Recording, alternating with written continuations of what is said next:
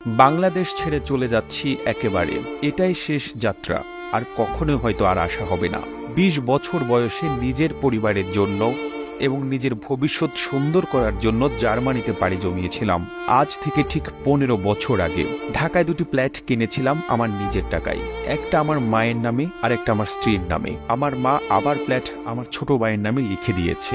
দেশে আসার পর আমার ছোট ভাইয়ের ফ্ল্যাটে আমার জায়গা নেই। তাকে আমার টাকা দিয়ে পড়াশোনা করিয়েছি। সে এখন ভালো জব করছে। আর আমার স্ত্রী আমার কেনা টাকা দিয়ে ফ্ল্যাটে আমাকে ঢুকতে দেয়নি। আমাকে দরজা থেকে কুকুরের মতো তাড়িয়ে দিয়েছে। সে আমাকে তালাক দিয়েছে বিনা কারণে।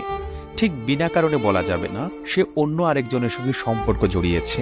বাংলাদেশে ২০ দিনের মতো হোটেলে ছিলাম।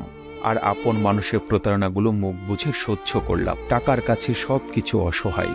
নিজের রক্তের বেঈমানি, তার উপরে নিজের আপন স্ত্রীর বেঈমানি, সবকিছু আমাকে বিপর্যস্ত করে ফেলেছে। মেন্টালি ভেঙে টুকরো টুকরো করে ফেলেছে।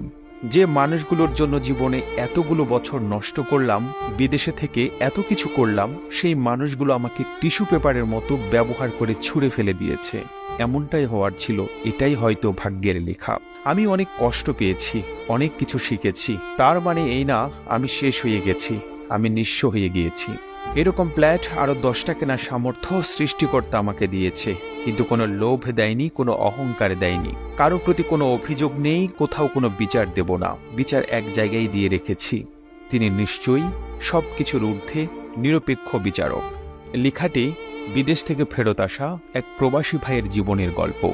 আর এই গল্পটি ভালো লেগে থাকলে আপনার ফেসবুকের টাইমলাইনে শেয়ার করুন এবং বিশ্ব বাংলা ফেসবুক পেজ এবং ইউটিউব চ্যানেলটি সাবস্ক্রাইব করুন। একই সঙ্গে আপনি বাংলাদেশের কোন জেলা থেকে প্রবাসী ভাইয়ের এই গল্পটি শুনছেন বা দেখছেন আমাদের কমেন্ট করে জানান।